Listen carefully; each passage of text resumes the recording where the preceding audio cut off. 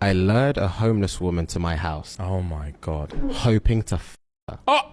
I, male 43, did this almost 10 years ago, and it's something I've never told anyone before. It was hugely reckless, manipulative, and occurred during a time of rampant self-destruction and reckless behavior for me following a nasty divorce. I was living alone and very lonely, not finding any luck in regular dating or even one-night stands. I started using Craigslist and back pages to find hookups. Oh my god. I connected with the woman, let's call her Michelle, who was in a nearby city and claimed to be homeless and looking for help. I'd seen tons of scams like this, in brackets, and fallen for a few. Oh god.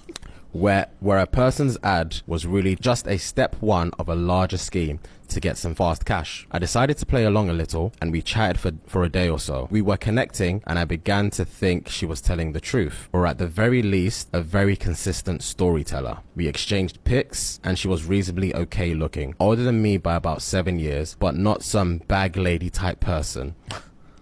Honestly, not someone I would have otherwise pursued, but for the fact that I thought if I gave her a place to sleep, she'd be grateful. Oh my god. And let me f her.